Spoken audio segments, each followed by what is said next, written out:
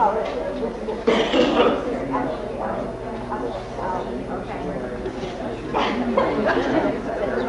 Adams, got my little cheat notes, who runs a pre-hospital radical idea in West Virginia, and tours around the country.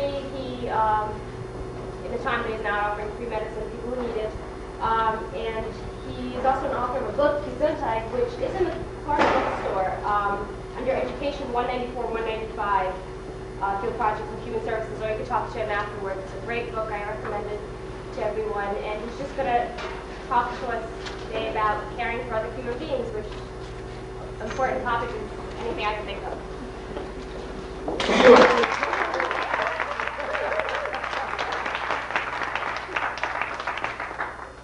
I think Erin did a fantastic job of introduction, don't you? Let's give her a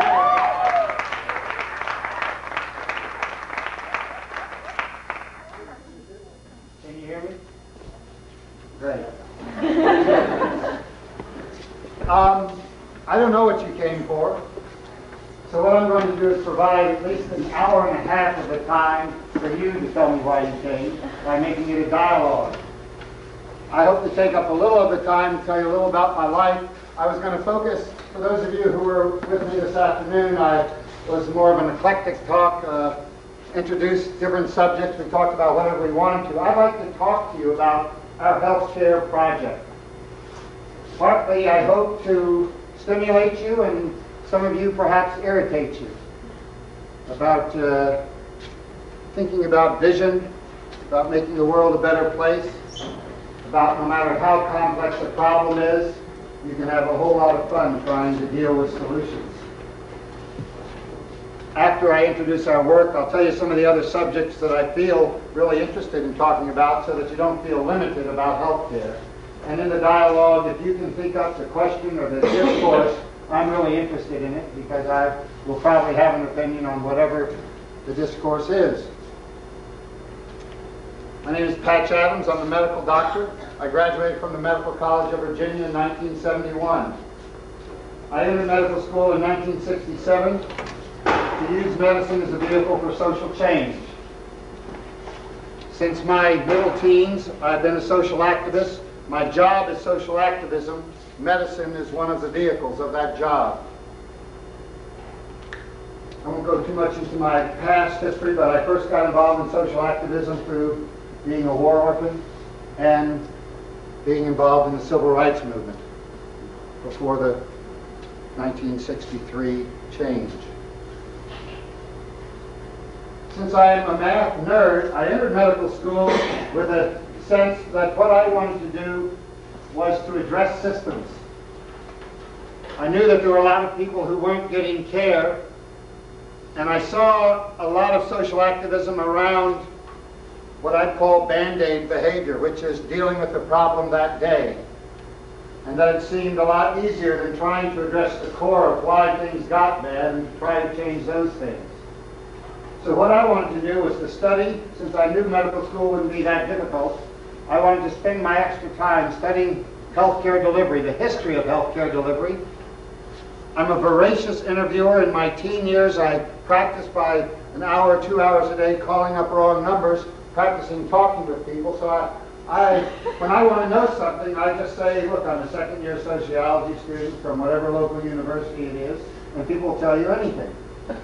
Whatever you're interested in learning. And in all of the exploration that I did, there were 4 major problems of care delivery that we wanted to address. One was the cost of care.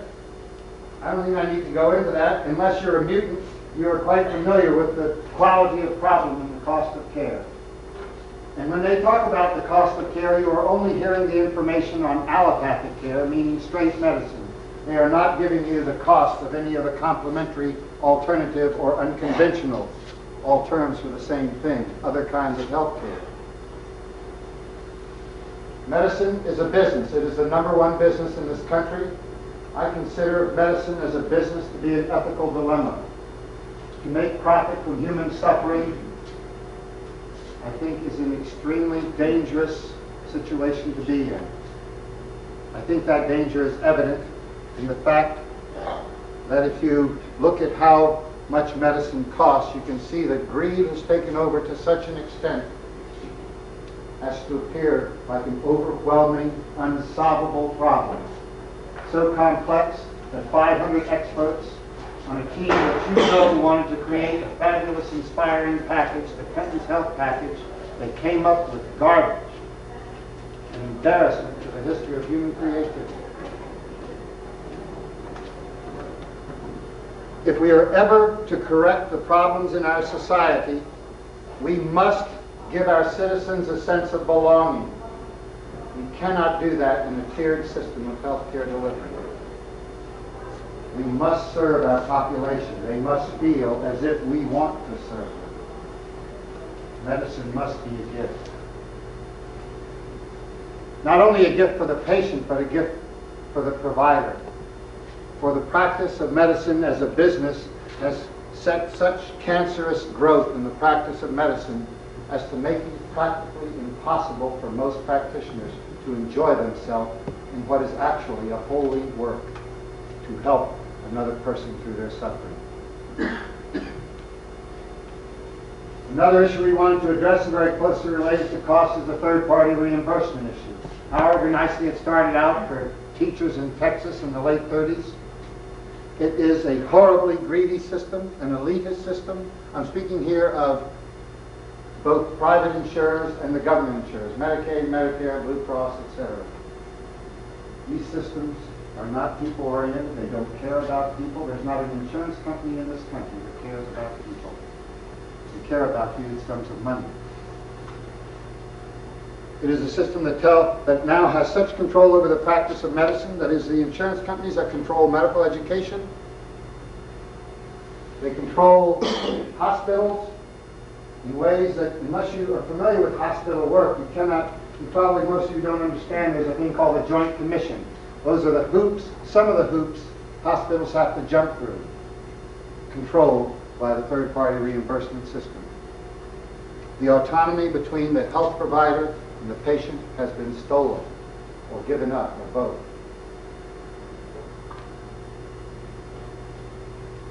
The paperwork, the cost of the paperwork, the bureaucracy, the control is horrible. Another great problem in healthcare delivery is the idea of malpractice. When you carry malpractice insurance, you're telling your patients, I'm afraid of you and I don't trust you. So you live your entire career in fear and mistrust. A horrible dilemma once again. Defensive medicine, which has grown out of fear of being sued, costs somewhere between $40 and $80 billion a year. It has stolen the heart out of medicine. It has taken away the health provider's right to make a mistake. It has placed greed at such a center focus of medicine that many times my patients have said, I cannot take care of myself with what problem I have until my lawsuit is finished. Because they want to be maximally unhealthy at the time of their reward. There is nothing good about the system of malpractice insurance. It is a system so full of lies and deceit, so eroding and cancerous to teamwork in the health profession. It stinks so much of greed that it has actually large comic components to it as well. The fourth issue is the most complex of all, and that is the dehumanization of care. I want to note there are two major kinds of dehumanization. There's the kind that's well written about, the dehumanization of patients, where patients feel as if they are numbers or in some way that they are not getting the humanity they want from their healthcare system. To me, even more tragic is the dehumanization that happens within the provider. There's not a happy hospital in this country. Burnout is rampant in healthcare delivery. The pain and suffering around the actual practice of medicine is horrific. To sit and listen in a doctor's lounge, the discussions that go on, you wonder what their job is. It's so unclear.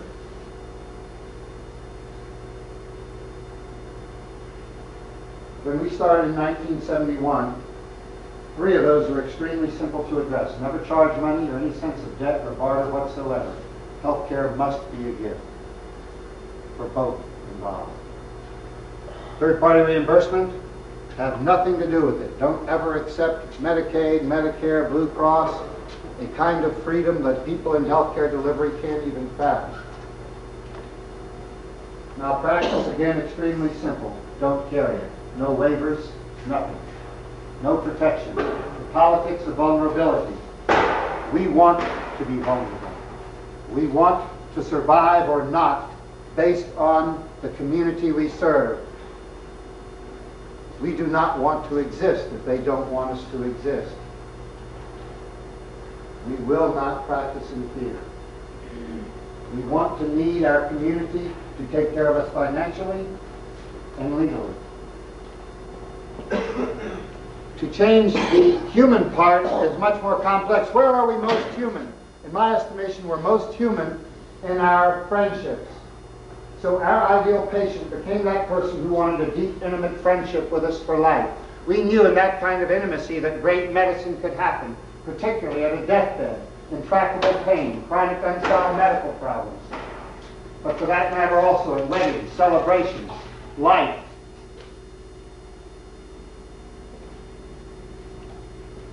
Anyone in here have anything more important in their life than their friends? Raise your hand. We wanted to put the most important thing in our life at the core of what we were about.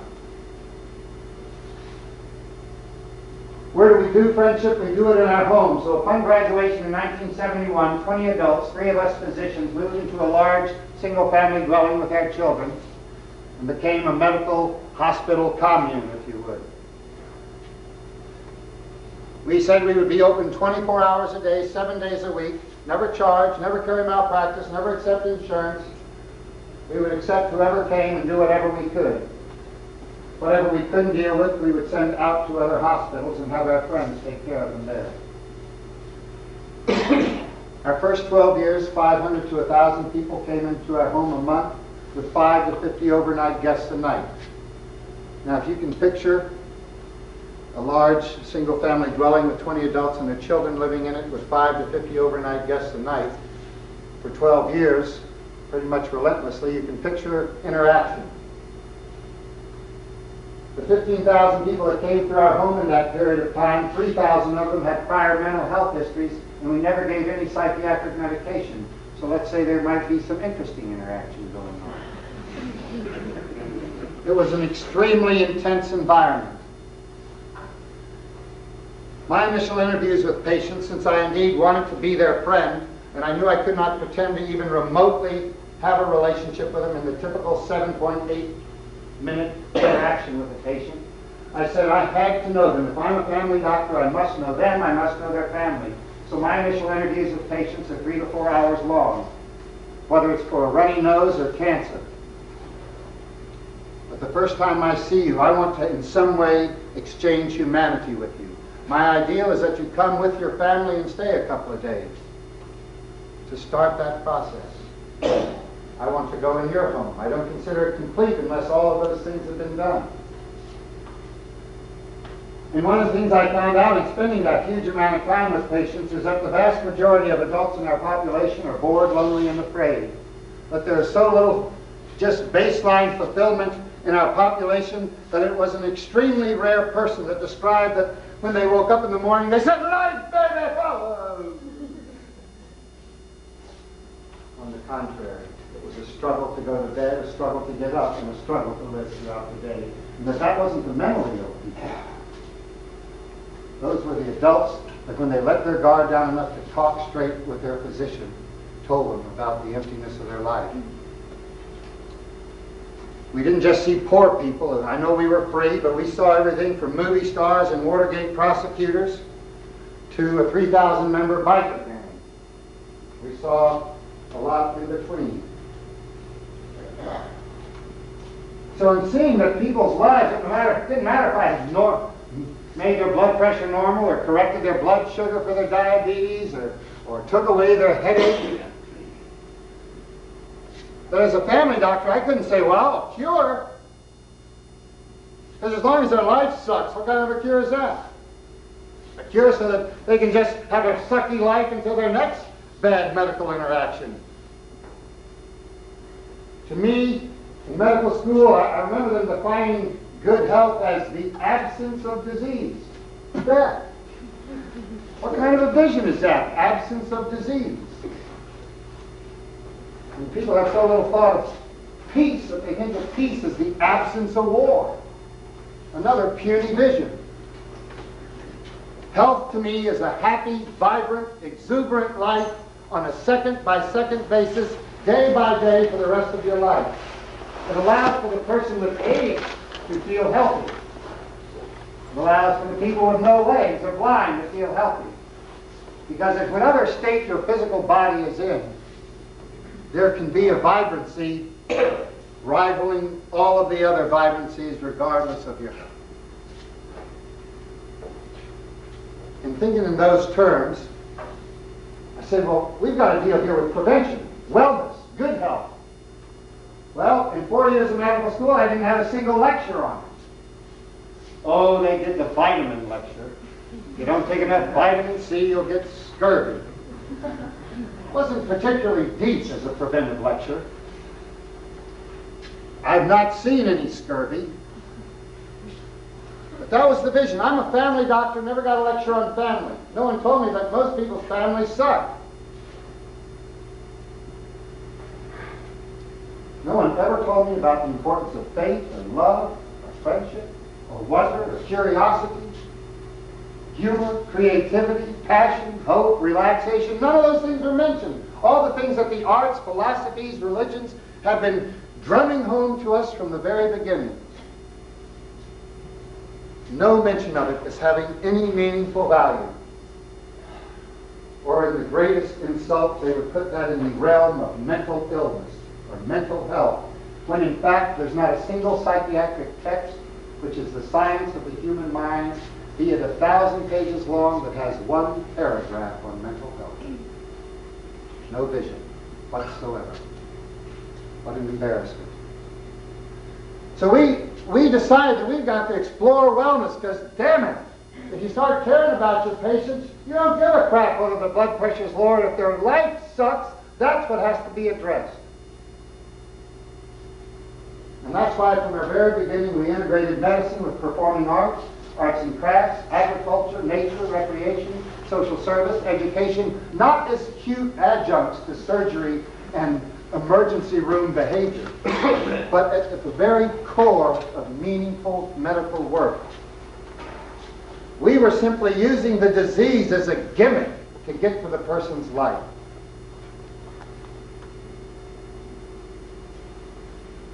Another thing we had no education in was this whole idea of interdisciplinary care. Of course, it makes sense in the business of medicine, if you're an allopath, to say, I've got the best answers. We were so arrogant in allopathic medicine, we said we had all of the answers, completely negating the entire history of medicine. Because you know, modern pharmaceutical medicine is about 50 or 60 years old.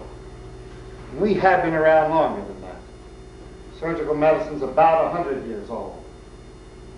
Meaningful surgical medicine. And that's in the West. Well, I found out as a family doctor that the tools I was trained in, great tools that they were still very incomplete to solve the problems that came to me as a family doctor, particularly the chronic diseases. Chronic means haven't solved the problem. And that's why from our very beginning we let any kind of practitioner come and practice as long as they let us watch and didn't charge money. So for these 23 years we've been around, we've been involved in homeopathy, naturopathy, chiropractic, acupuncture, herbal medicine, faith healing, and some of the weirdest stuff I ever saw. Saw great miracles in all of them, and saw just as much greed and arrogance in all of them. The power that the allopathic physician has over them is an embarrassment, and typical of the male world. I'll tell you, we healers need all the help we can get, no matter how smart we are. And no matter how many healing techniques we use, we're still going to slice only a fraction of the pie. But at least by opening up to all the kinds of healing, we have an opportunity to be honest with the people. Because when you have a negative feeling as an allopath to all the other, everyone knows what an allopathic physician is? MD is an allopath. When your doctor says, well, if you're going to go to one of those people, I'm not going to see you. Do you think they stop going? They say they stop going, much like a child does to his parent. Oh, no, I'm not drinking. So they just lie, which doesn't serve patient or healer. We did this work for 12 years. Our first 9 years, none of our staff left. The staff never had any privacy, and when I mean any, I mean none at night, none at day, none in the morning. They didn't have the privacy of their bedrooms. They never made any money. In fact, they worked outside jobs to pay to be doctors. We paid to practice medicine. And I say that to emphasize the joy of the practice of giving. The actual serving of one society is a high that's well hidden. But I can tell you, at least in my own personal experience, that there is nothing like lending a hand. Those of you who have been a good friend know that feeling. Who knows that feeling, at least as a good friend? You've lent a hand, you felt good. Raise a hand that you really felt good. That's right. Remember, search yourself. Good.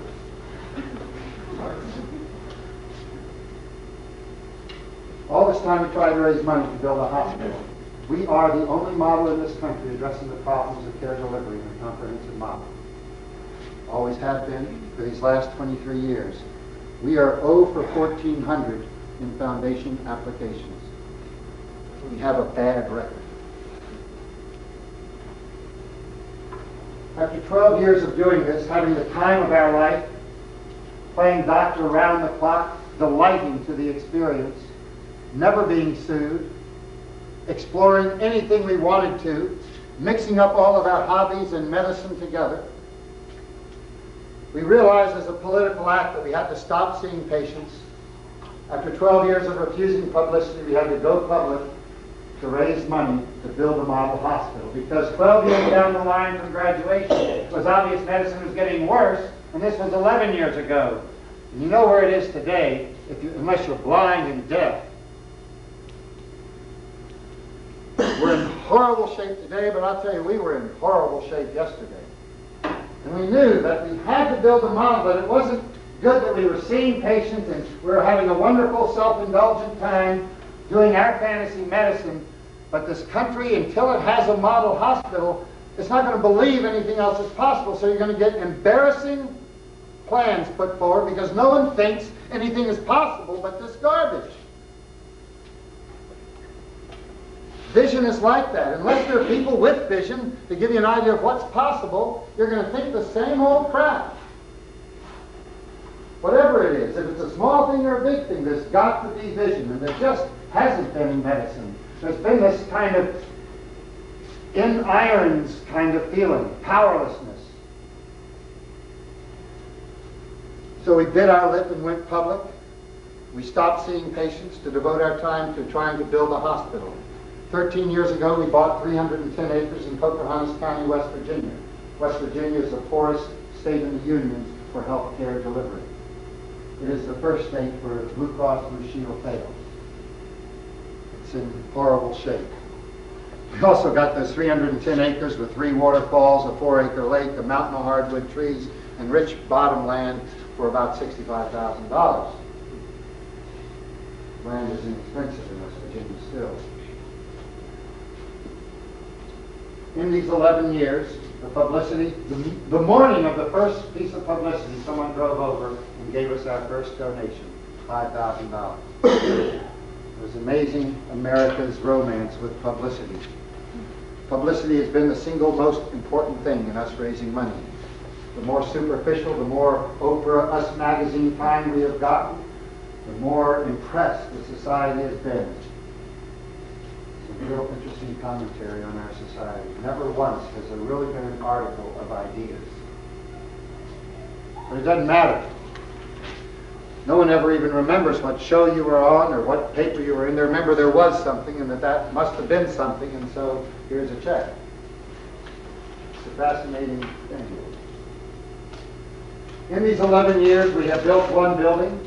People have come from every state of the United States in 40 countries. They pay their way to West Virginia and work for nothing in a very crude setting.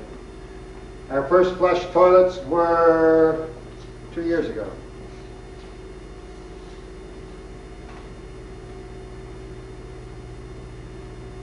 Two men from Siberia saved up money for 10 or 15 years so that if their barriers ever came down, they would travel the world.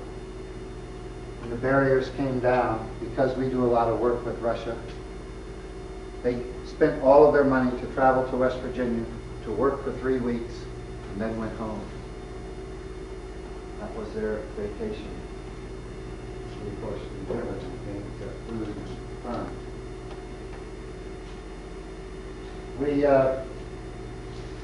We're going to build a 40-bed hospital there, 40 beds for patients, 40 beds for staff and their families that will live in the hospital, 30 beds for guests, people like yourself, wandering minstrels, neurosurgeons, it doesn't matter to us. People who say, oh, I'd like to try this out, I'd like to help, with or without medical experience. We also will be a training hospital for students.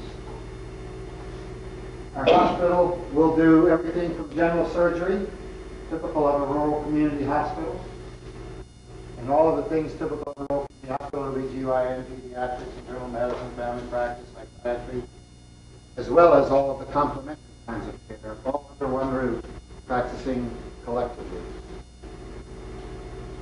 Our hospital will have 30,000 square feet devoted to the arts, so it will have a fully modern stage, and I mean fully modern, hydraulic stage. Fabulous stage. Theater has been as important an exploration for me as medicine has been. I bring a lot of money into our hospital by performing. We will have ceramic pavilions, metalwork pavilions, photography studios, fine art studios, fine woodworking studios. In fact, there's not a single form of creation we don't want to have available and happening.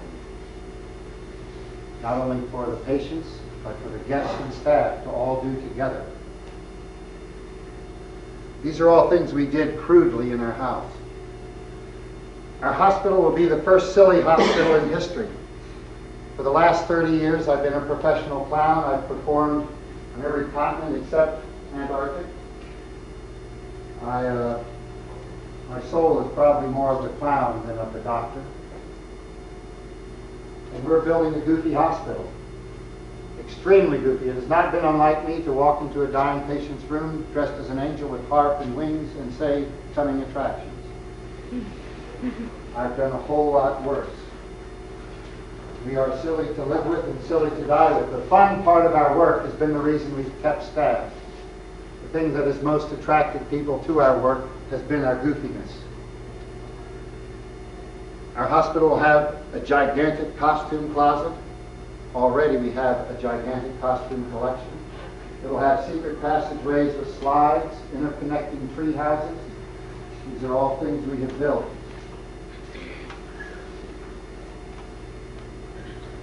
We will operate this hospital on about 5% of the national average for a 40-bed hospital, eliminating 95% of the cost by making it a service. So instead of the typical cost of a C-section in this country being $14,000, we will do it for between $75 and $100. That's the difference between greed and service. If you're wondering if I'm the only doctor crazy enough to do this, last year 2,000 doctors and nurses from around the world said if we were open they would drop what they're doing to come work with us full time for nothing. And we only need 20. And those are only the ones that offered to do it full time. Of course, unlimited. Thousands of medical students a year beg to train with us. The fact is, huge numbers of doctors who have quit early because the current context of medicine is so painful to practice in. Many have offered to come out of retirement to start working with us. They said they think they could be doctors with us again. Financially, we are in better shape than we've ever been. We need probably $10 to $12 million. I've raised about $1.3 million. We have another $1.5 million that is in the form of an anonymous dead person's donation last June. That was a trust that owns 18 properties that when we sell them, the money is the only thing in the trust, and the trust will dissolve and we will have that funds. That's more of a bird in the bush than one in the hand. I published a book last year called Gesundheit. You can either get it through me by mailing me $15 or it's at the bookstore without the cost of postage. We put out a newsletter, it doesn't cost anything, comes out 1 or 2 times a year and tells you where we are. If you send us an address change, what you do, what you get for the price of a postcard is a free hospital. You just have to stay in touch with us. You need never ever do anything for us. We entered this year with almost $100,000. I think it was the first time we ever entered a year with any money, really. Last year was the first year we were ever more than that month's needs ahead. And all last year I was always 2 or 3 months ahead. In the late fall and early winter, my book sold for $200,000 to Universal Studios, and they're now making a feature film. America loves La La Land, so we assume that that will help build our hospital. Something has happened this last year that makes me think that somewhere in our near future we will get our funding, because there's been a lot different interest in our work. I've had a chance to spend a half hour with the Gores. 2 weeks ago I spent a half hour with the Prime Minister of Holland, one-on-one, discussing health care. People are starting to take an interest in what we're doing. We enter our 24th building season without the money to build our next building. So this is our 24th year in a row we can't do what we want to do. And yet it's still a delight. The actual following of a dream, however far that dream gets along, is certainly something that I feel is the greatest joy of my life. To actually be able to feel that at least I'm trying to do something, and that the people that I'm trying with are a fabulous group of people. I spend my time traveling the world, lecturing and performing. I put about 150 to 200,000 miles a year in the air. All of that is helping. And that's where we are now. I'm going to stop there with that. I will say other things that I lecture and perform on, in case you're interested in that exploration. One of the statements I make in my book is that I think that the most revolutionary act you can commit in your society today is to be publicly happy, not inner happiness. That do on your own time. I'm speaking of your public persona is that of a vibrant celebrant. Simple thanks for being alive. So I do a lot of workshops on joy. I lecture and do workshops on self-esteem. I have about 3 hours of poetry memorized and do workshops and lecture about poetry, particularly in connection with healthcare. I lecture and perform on wellness. Having lived communally 23 years, I do a lot of lecturing on community, on social action, on healthcare issues, and certainly with my work as a clown, I teach clowning and lecture on humor all over. Every year, and this will be my 10th year, I take a group of people, any of you could come if you wanted to Russia. And for 2 weeks we perform in hospitals, orphanages, prisons, and on the street to the tune of 12 to 14 hours a day of solid clowning. extremely outrageous and fun behavior, that I'd simply do as one of my indulgences. So, what should we explore? If you don't dialogue, I recite poetry. I'm feeling one coming on now.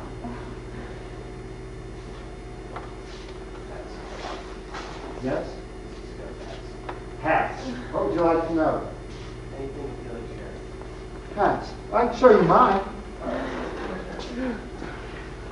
I like that. Hats. It's interesting, hats. I was on the plane today and I realized, you know, you lose a huge amount of your heat, your body heat through your head, but men have stopped wearing hats, by and large. There was a period when hats were really in. My wife is a costume. Everything you see me wear, everything except the tie and socks, she made. Must have one here somewhere. I have a hat kind of based on the Polish Renaissance, four-corner hat. What I can do is show you in combination with this pair of pants, I can slip into my other professions. I'll show you, well, first of all, secret pocket in the hat. Take out the important power object, a balloon, in case you have an emergency there. So, as long as I have that hat, I have my nose. And as long as I have these pants, I have the other option.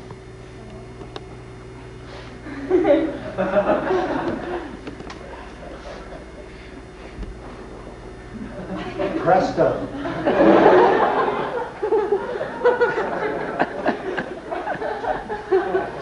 Later, if you want, I'll show you my clown character. This is not my character, this is just the start, you understand. I don't need to do any clowning if I go to a shopping mall. Let's first try it without the nose. Go to the shopping mall with this without the nose. Provide people with a dilemma.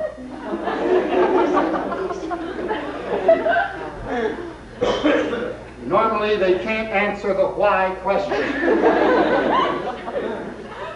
I provide them with no help. I simply can walk around the mall like this and just go up to people and ask the time. And enjoy myself. Of course, adding the nose in said hat softens it for the general population. Ah, he's a clown. Before that,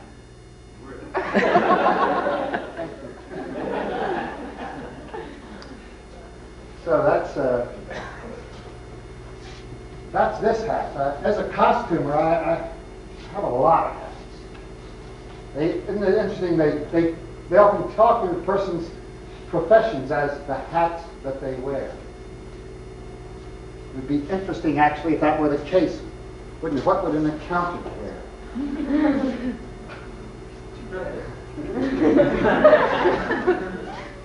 Should we go further into hats? You know, the Mad Hatter. You know why they call it the Mad Hatter? Because for felt hats, the people that made felt hats would rub mercury into the hat. The mercury, then they would lick their fingers. Then the mercury would go in their body. And the Mad Hatters were poisoned by mercury, and they ended up in all of those fantastic, crazed mental institutions of yore. Yes? I have a serious question, but I'm not sure I can answer it.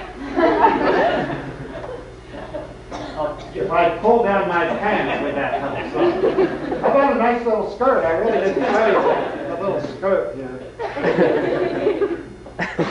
What made that for you, knowing when you were going to do it? Yes, absolutely.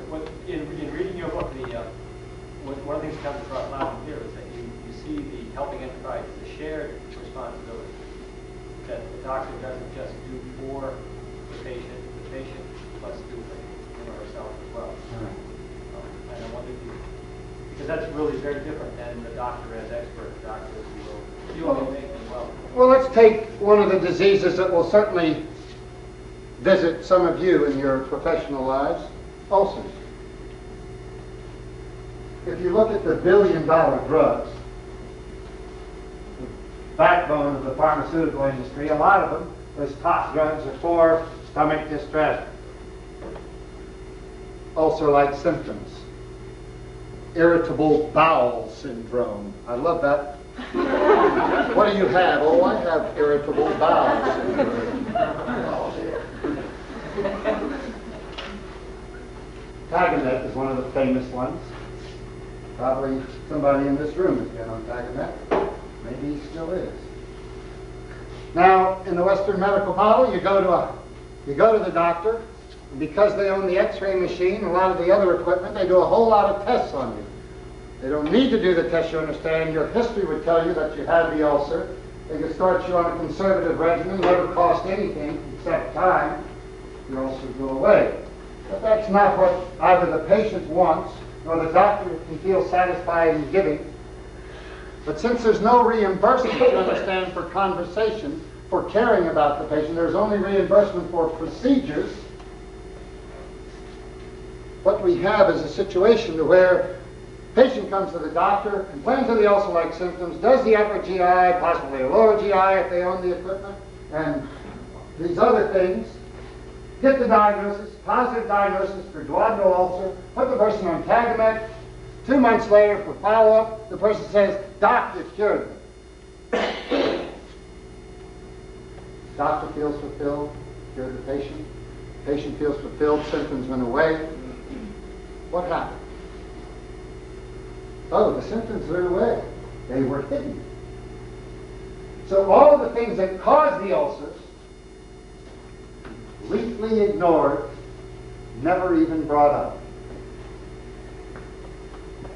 And yet, in the medical journal, it's down as a cure. The patient is saying how good a doctor is that cured them. The doctor is feeling great that they cured them. I've never seen an ulcer patient that wasn't having trouble at work, trouble in their personal life, trouble in their family life. They have ulcers because of stress. Stress was never addressed. In the partnership, in spending time with the patient, what you find out is that their marriage is in trouble. They're having trouble in their workplace, and you try to do something about it. Now, you, the doctor, cannot make their marriage better, make their job better. You can introduce the dialogue. You can give them tools to try to work with it. You can talk nutrition, exercise, meditation to relax them more. You can talk about walks in the woods and massage. God forbid you might even do it. If you were way far out, you could talk about wonder and curiosity, soothing music, etc. Yes, I think a partnership, certainly if there's any vision for good health, the doctor can, or nurse or health provider can certainly, one, introduce the idea of good health to them. They may not have thought about it. They may have had this vision of the absence of disease. They may not have thought that life might be like this. Instead of coping. See, the ads in the journals, medical journals, talk about coping. Coping. Coping is no vision. Coping is when you're in prison, hanging by metal cuffs up from the wall, and coping is when they lower it down so your feet can touch. You do feel better. Coping is no vision. Exuberance is a beginning. So, and it takes your effort. I can't make you exercise. I can't make you pray. I can't make you put an effort towards your friends, hundreds of them. I can't make your eyes like this for the world. I can introduce you. In our context, the hospital that we're building, what I can do is put you in a playground with such a smorgasbord of delights that you'll be right to possibly open yourself up to them. To provide you not with one possible faith, but 100. Not one kind of exercise, but several hundred kinds of exercise. Not one kind of diet to feel better, but maybe 100, and one of them might be useful. Not one kind of music, not one kind of therapy. infinite smorgasbord. Yes, sir. I don't know what you deal with, so this might be a new question, but it seems to me that healthcare, or the atrocity of healthcare, rather than being the cause, is a consequence of the general framework that works in this country or maybe in Western society. Shouldn't we try and deal with all those factors, like the political system here and so on? Absolutely. I mean, how can once you open the Pandora's box for other than coping? I mean, anyone that's seen Menace to Society knows that when you try to deal with some of the issues, let's say a gunshot wound in the emergency room can just be a gunshot wound. But since it's in Washington, D.C., since it's the 10th one that week for senseless stupidity and meaningless behavior, you start thinking, well, God, just cost alone is unbelievably expensive. Well, I think you hit it right on the head. And one of the problems with political thinking and with thinking of solutions for these horrific problems is so puny. This Clinton package, as well-meaning as they are, is embarrassing. And then we look at the justice package. Whew. Yeah, more police and more prisons. That's the idea. The dead babies are floating down the river. The job is to take the dead babies out of the river as they come down. Never to go upriver to see how they get in there. Yes, there's no question about it. We are using medicine actually as a gimmick to recreate community. That's really what we're about. Medicine, again, is simply a gimmick. And I'm not really talking here about medicine. I'm talking about community. The reestablishment of tribalism, community, neighborhoods, interdependence, however you want to call it. But if we don't get on the wagon of interdependence, of us needing each other, we're not going to need doctors. And lower life forms are going to have another heyday. Go. Your solution. Can you project your voice so everyone can hear it? Sure. Your solution then is to draw people away from this society into your community and No. try to recreate it for them. No. As I said earlier, I want to be a stimulant and an irritant. When people ask, well, Dr. Adams, do you see you as the solution to our health care problems? Again, an embarrassment to the history of human creativity. How can they possibly think that a solution for us in West Virginia is going to be the same one for Worcester, Mass? Or that the one in New York City is going to be the same for Iowa?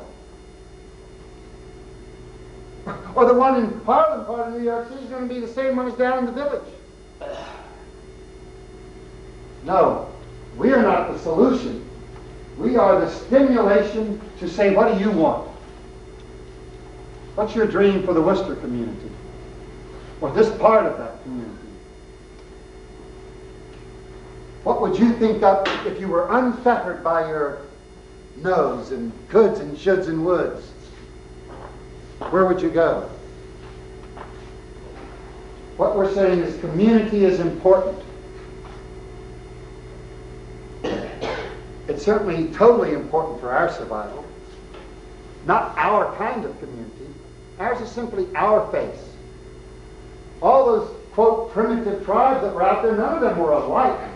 And that's how we assume the rest of the world would be. None of them would be alike. They would all, with modems and fax machines and the ways we have of communicating. My proposal to the Clintons was, hey, why not fund 10,000 different solutions?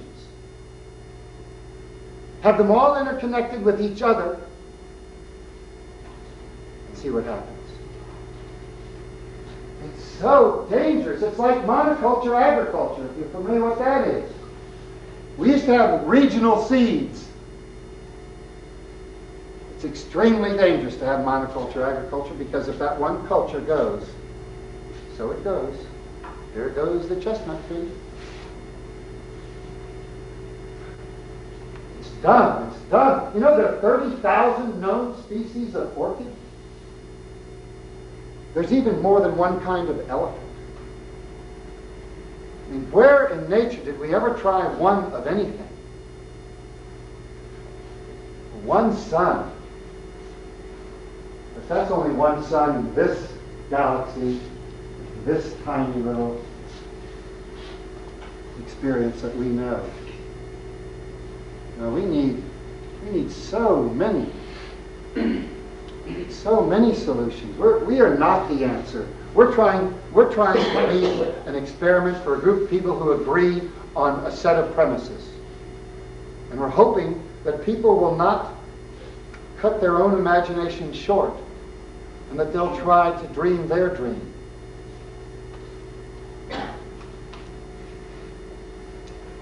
Yo. I was thinking about your example of the man with the ulcer, and I'm wondering, you know, in a lot of things, I agree that working with people to overcome their stresses can help solve medical problems. But what about things that won't do the job of diabetes or cancer?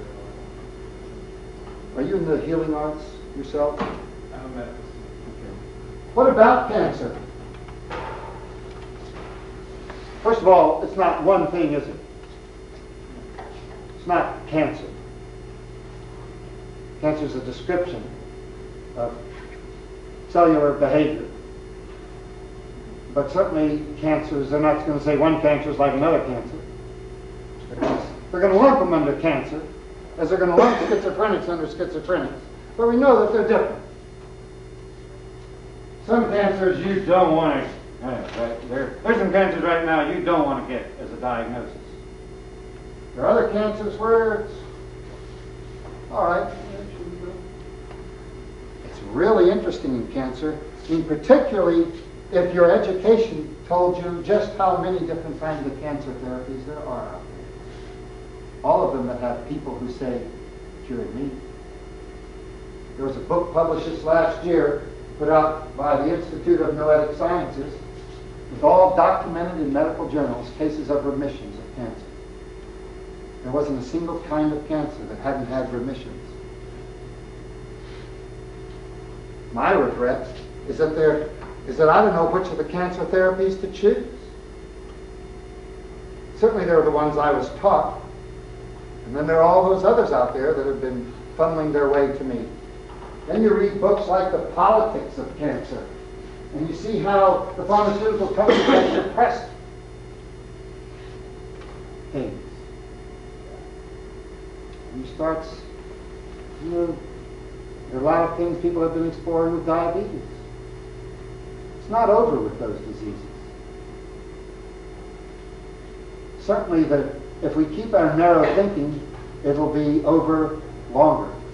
Take longer to get over it. We think in these one way, that this is the way. I met a doctor in Holland, famous in Europe, internist, using medication, things with diabetes, and he's doing proper things with it. So, I don't see, and let's take let's take two people with the worst possible cancer. Too late on the melanoma. Too late on the testicular cancer, pancreatic cancer, bad ones. Glioblastoma multiforme, grade 3 of the brain. Okay, you got that? Start cleaning house. Okay, with what we were talking here in relationship to Tagamet, we've got two people with it. Let's take somebody we may have heard of, Lee Atwater. Who's heard of Lee Atwater? Okay.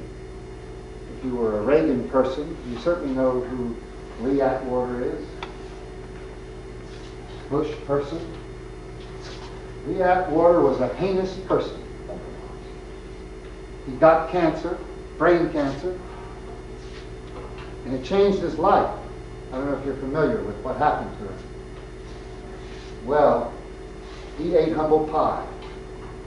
And he went from being a heinous person to calling up all the people he fucked over and apologizing.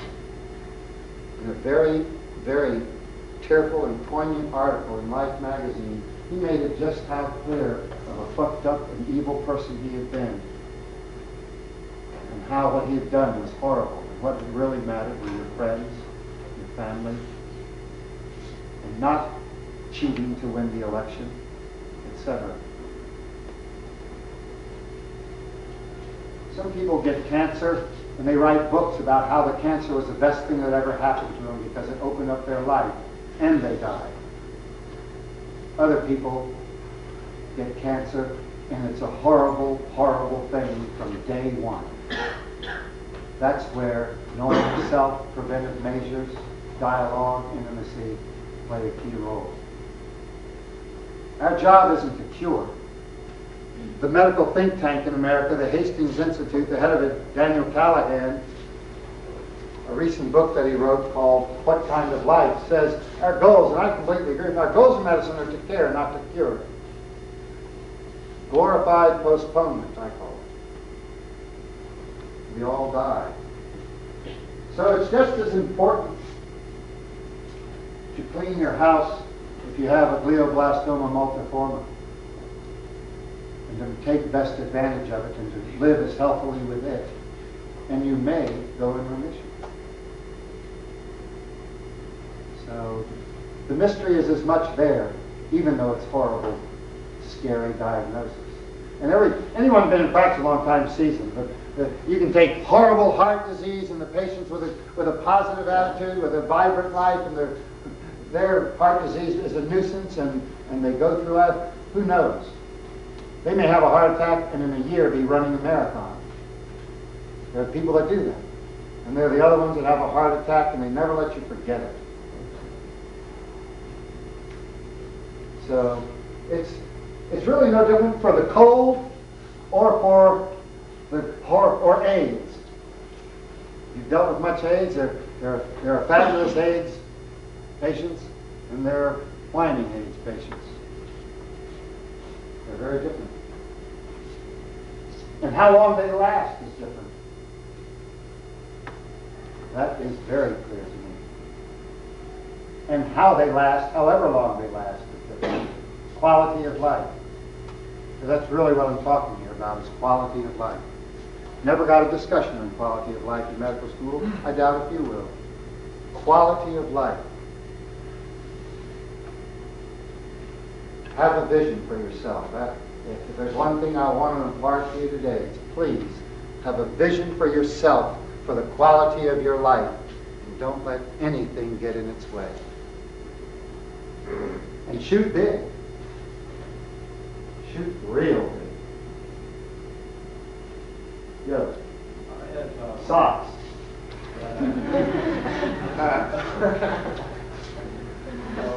One comment, one question.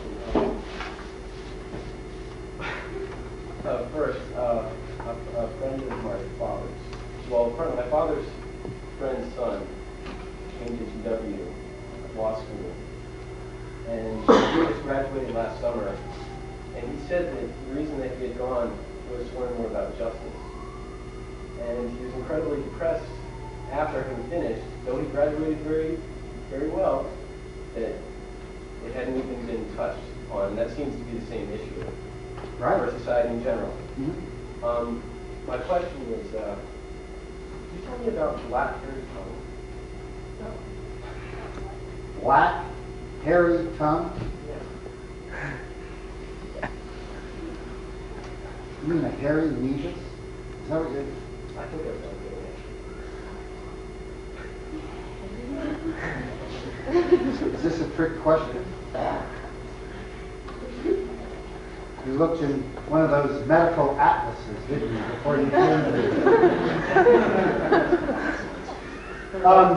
I'm more interested in the former question than the latter.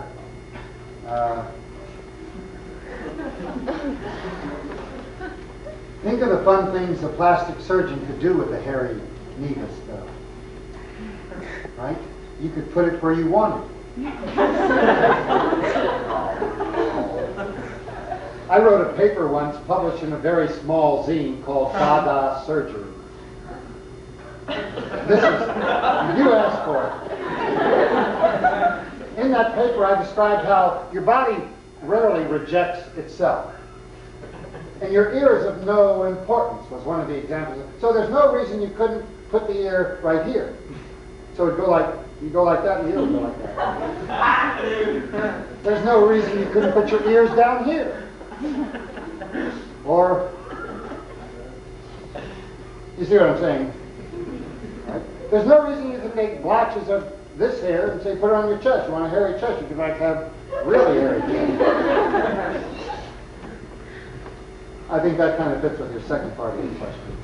Dada surgery. Camus said, to say something about this person in law school, that I'd like to be able to love my country and still love justice. I still feel that way. They didn't put Nixon in jail. I just assumed there was no justice. In my state, Oliver North is running for the Senate, and he should be behind bars. He broke the core rules and laws of this country and gets paid $15,000 to speak as a crook. Suppose you hear a little anger in my voice. Wouldn't we all love justice? Wouldn't we all love a society that had a vision of good health? Ah, good. Yeah. Two questions.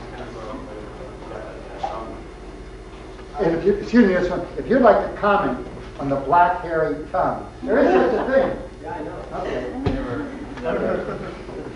Sorry. I would assume that anyone in the medical profession would be able to deal with death by saying, well, it's my job, it happens every day. But obviously that's not your philosophy, so I'm wondering how you would differ from a doctor who doesn't have your philosophy. Any other question I have? I'm sorry, I didn't get what if. How, just the idea of death, I would imagine that most doctors would be able to take, if you were seeing a lot of people dying, you'd come after a while and be like, it's a job, like, you can't do everything, whatever, but I mean, you seem like you get to know these people and they're almost like family if you're living with them. Do you know what I mean? And the other question is, if someone's on their deathbed and you go in like in an angel suit, I mean, what kind of reaction does that get? Well, that's good. I'm glad you asked that question. I have an article published in the Journal of Death Studies called Fun Death. Before you freak out about that, who is not going to die? All right, we're all going to die sometime. Who wants the death you've heard about? Without your family in a lone hospital room, tubes, pumps, bangs on your chest? Whose fantasy is that? I mean, if you had a choice of death, who here would like a fun death? If you had a choice, raise your hand high if you want a fun one. If you have to die, you have a choice, raise your hand high, just say really high so we can see. Okay. The issue is, who doesn't want a fun one? Is that helping? Okay, now, for the people that I have, it's been more than one person that I've been an angel for. Now, they weren't strangers, right?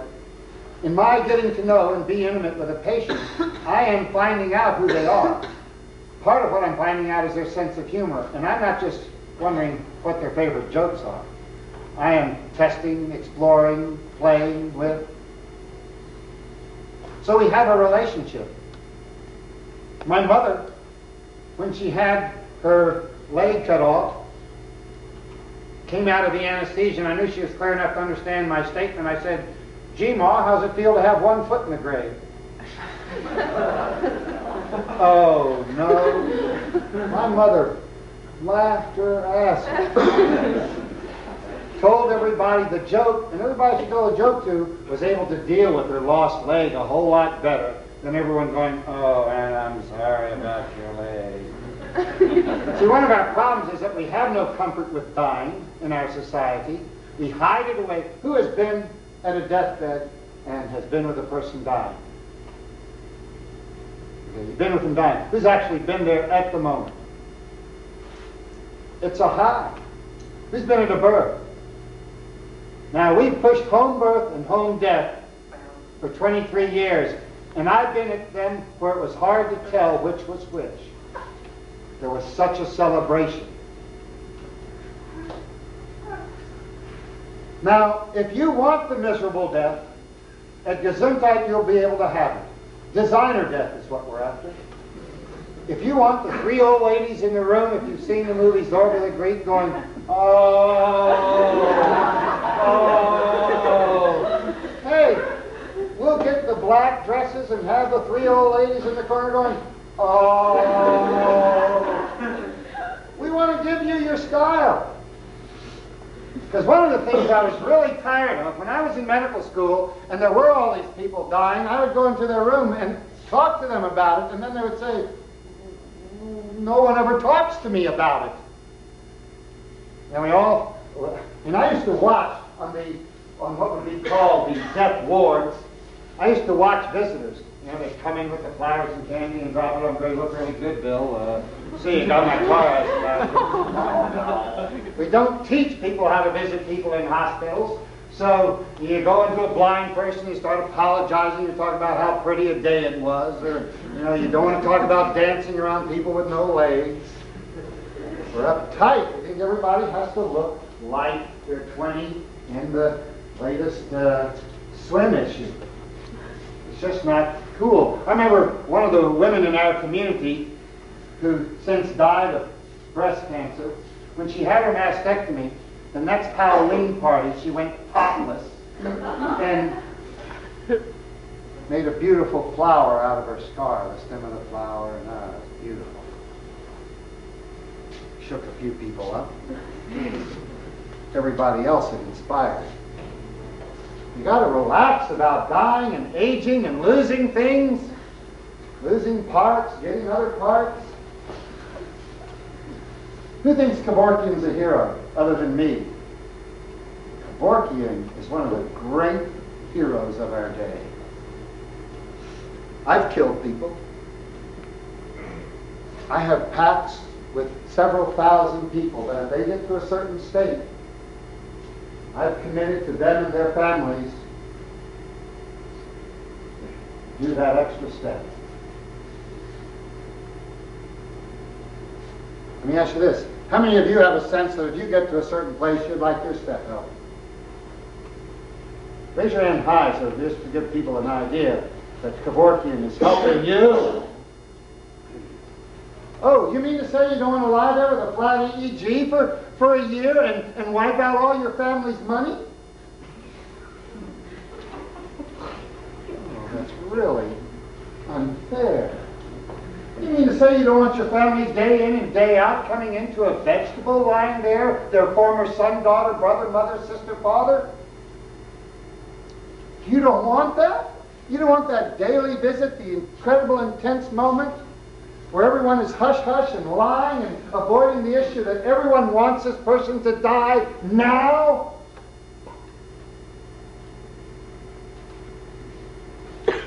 Oh, I hope that person dies. I'm damn glad. I'd help you die. With your family, with me, and the person and the accompaniment of all of them, and it's all perfectly clear to them. If that's what you want, sure. What do you want to be wearing? How would you like it to be? We're uptight about this death thing. We're so uptight about deformity. We're so uptight about decline, about dying. We were uptight about birth, you know. Everyone in my generation's mom was out cold. Oh, I know, the occasional person said, no, I was born with a midwife. But I'll tell you, almost everybody in my mom's generation was out cold. Death was the worst pain possible ever. Kind of a bad thing to introduce to somebody having a baby, kind of talking them into it.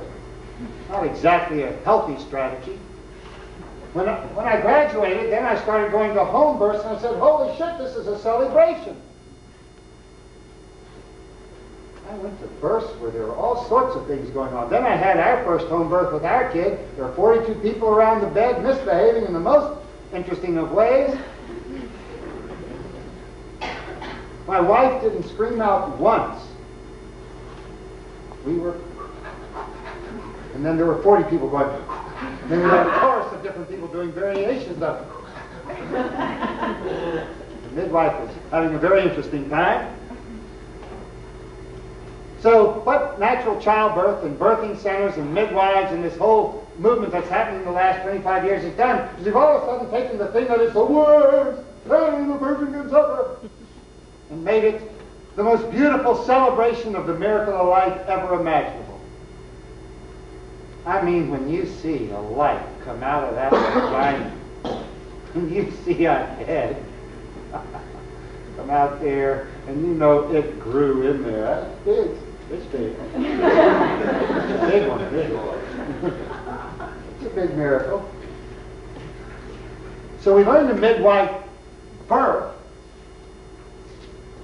Why don't we learn to midwife death? Is really my point.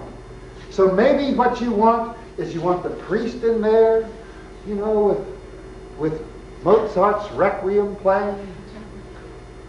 So Mozart's Requiem is playing, the priest is there by the... I've got a full priest costume. I wear a lot of hats. I mean, I'm willing to get a real priest, but if there isn't one there and they're a little confused, I'm happy to be here. But I'm more than happy for you to have the candles going and the Requiem going, people praying to whatever they pray to. That's simply that version. And see, a lot of people in here wanted a fun one. Now, if that's their idea of fun, do that one. What if we dialogue throughout our life of being your doctor, with you and your family, about the possibilities of that swan song?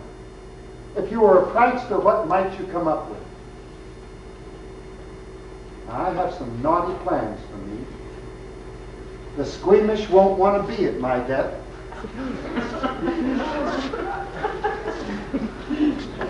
You may want something not quite so irritating, so confrontational, so Monty Python-esque. Can you elaborate? Maybe not right now. But I've had a long time to think about it, and I've got friends willing to carry it out. Is that helping some of what you're talking about? Let's relax about that. Go to dance. We saw Harold and Maude. Get some funeral parlors. Go to an anatomy lab. That's an interesting thing. The first day you go into an anatomy lab, and it's not your first death, it's 60 deaths. You can go around, and there's some people that are very respectful of the body, and some of us were different. What are the possibilities? What if we were comfortable with people losing their limbs and losing their eyes and their teeth falling out and actually getting a wrinkle? Letting people get gray hair? And I have friends, since I'm getting a good collection of gray hairs now, debating whether or not to hide their gray from themselves. I got no gray hair. Brown. I'm kidding me. We die. And I'll tell you something, let me get real personal with my wife's family. 2 years ago, he got granulopatous angiitis of the small vessels of his brain. What the hell is that? Extremely rare, 4 papers in the literature. All these little bleeds in his head. So now 2 years later, and for the last 3 years, he has been a vegetable. He was my size, a building contractor, a big burly man who thought Reagan was as great as Thomas Jefferson, so we didn't always agree. I use Reagan as kind of, I mean, I could have said Nixon. Bush. For 2 years, he has totally, all of his life, he did the right American thing. He worked hard to save money so that when he died, his wife would be cared for. They all bought into the American dream. In 2 years, he's totally blown it all in the nursing home as a vegetable. In those moments where we did get along, which were bars with lots of beer, he made it very clear that he would want to be killed. His family knows he would want to be killed. I begged them to let me kill him. So now, 2 years later, they're almost bankrupt, and he had provided well for her lots of money. Because medicine is so expensive, because we're uptight, that this person who everybody that knows him says he would hate it. It's humiliating. Shit in your pants, shit on the bed, shit all over everything. Drool, make nonsensical words. Have everybody that comes to see you cry, shriveled up, bony. Who would want to still be living 2 years later if that was them?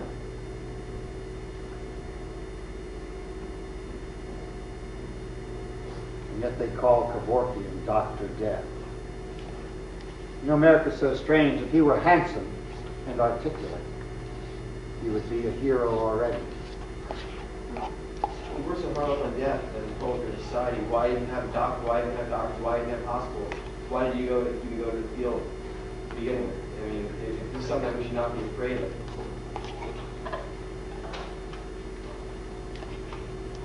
Well, I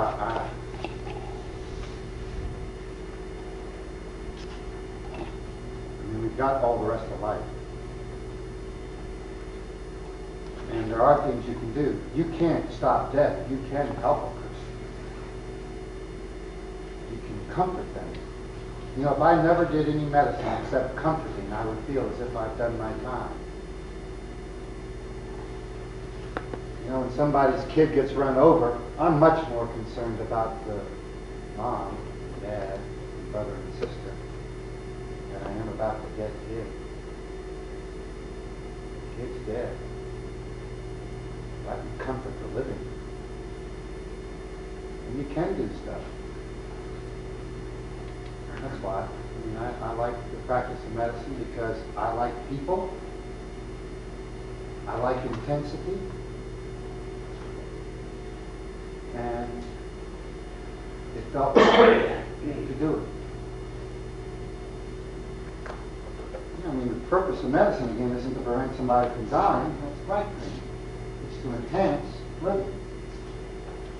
And we can enhance living. You can really impact a person's life. So I'm going to do that. If I did nothing else in medicine but comfort, I would feel as if I've done my bit. I'm not sure I've ever done anything more than be comforting, but I am comforting.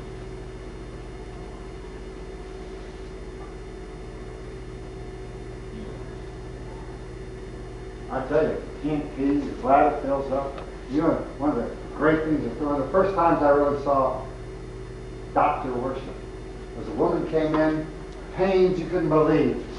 Her whole extended family was in the country of Virginia, very backwoods, and this woman hadn't peed, I think, in 2 days.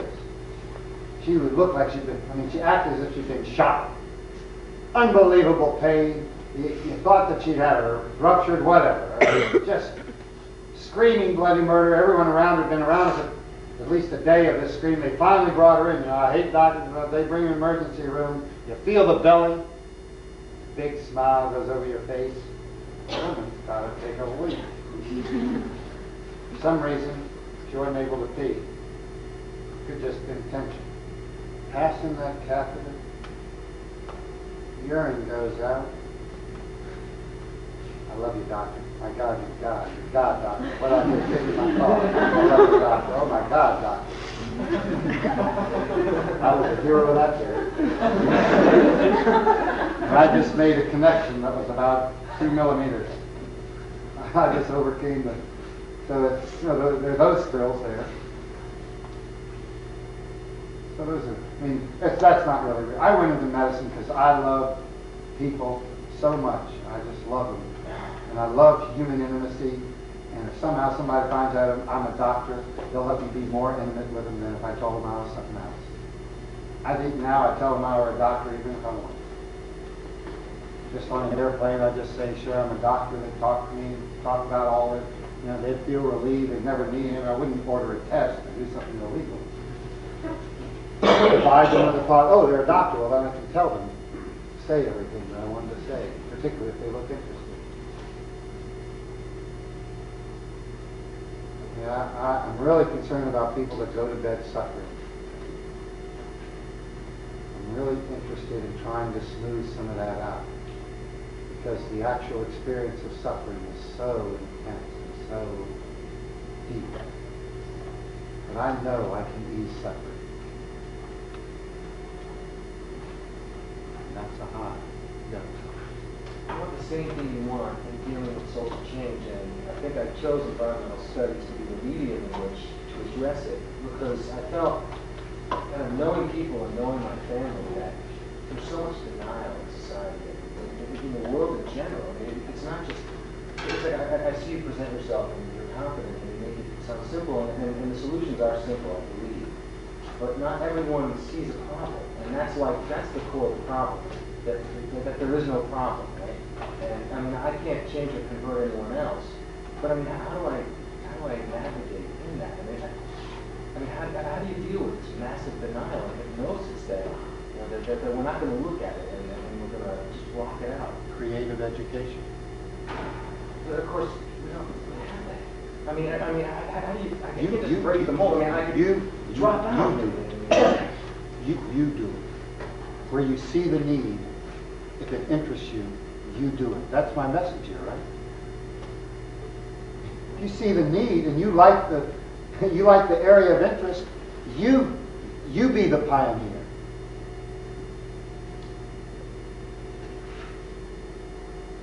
See, that should excite you. There's so many problems, so devastating problems, that almost any area of interest you possibly could have could be one way to do it. If you're interested in theater, you could do it that way. Paul Winter has done stuff with the environment through his music, and music with the whales and that sort of thing.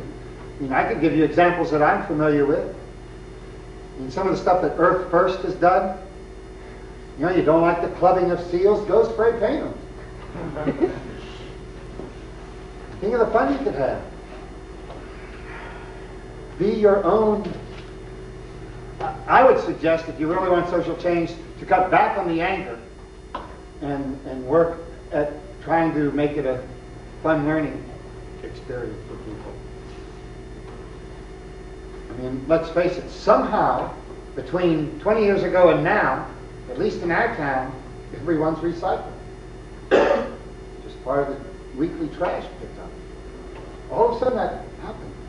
Or did it all of a sudden happen? No.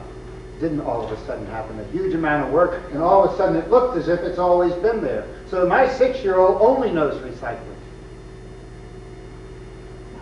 Knows that you put this in this file, this in this file, does it automatically. I mean, it's not over, but it feels like a fascinating step. Something, all of a sudden, you can't smoke anywhere. It's pretty amazing. People put a lot of effort to get there. Wherever we are, there's a lot more to be done. What are your interests? If you're interested in music, environment, philosophy, and this, then you combine them all.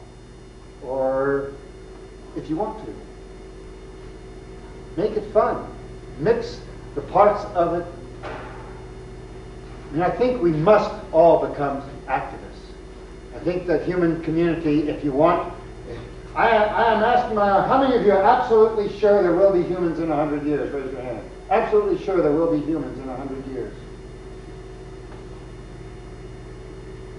Isn't that unbelievably scary? I'm seeing no hands.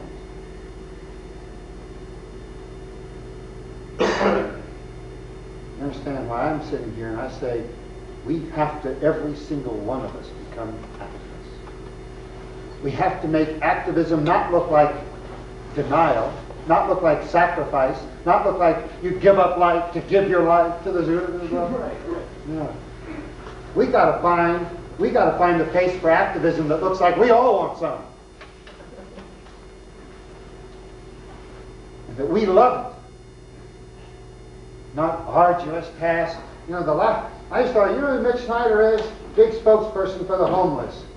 Great person. He and I started arguing tonight. He says, Patch, I'm not going to be happy until everyone has food. Completely loser idea. What did he do? He killed himself.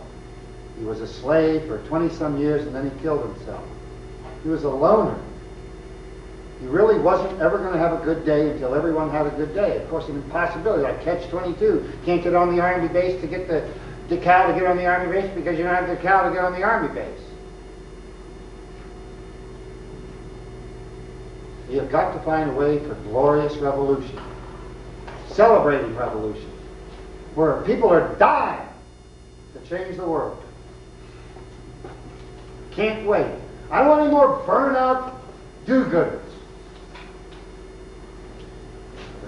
Bragging at how much they work and how little sleep they're getting and how it's all hard, but they're going to stay in there. Go home. God. Whining even in the best of worlds. Damn it.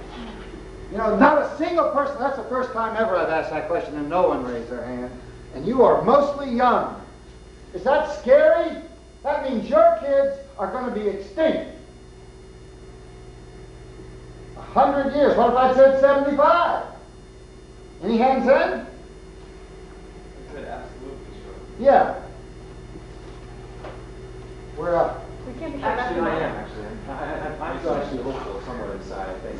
I don't know, I mean, no one can guarantee anything. Usually it's somewhere around 8 to 10% of the people raise their hand. It's never been more than that. That's really scary. Is this it? Well, Is it 9 o'clock? It doesn't have to be. I just wanted to say that we're going to have a reception. I mean, we could go up here or we could go on indefinitely upstairs. There's drinks and it might be more comfortable and stuff. Does that sound like a good idea? Yeah? Okay.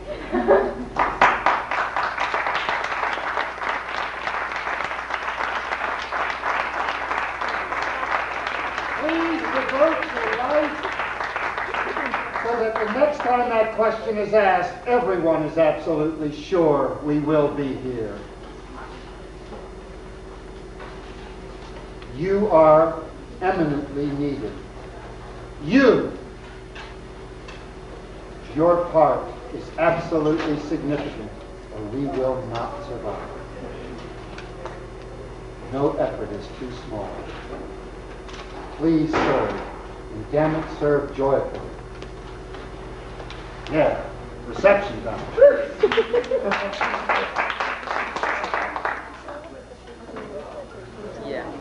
Does that mean food? Huh?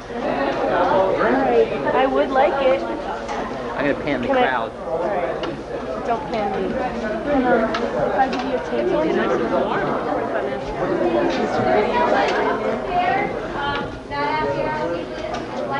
Say it again, Heather. To the camera. If I give you a tooth, will you copy this for me? Yeah. Okay. Stop the tape here. Wow.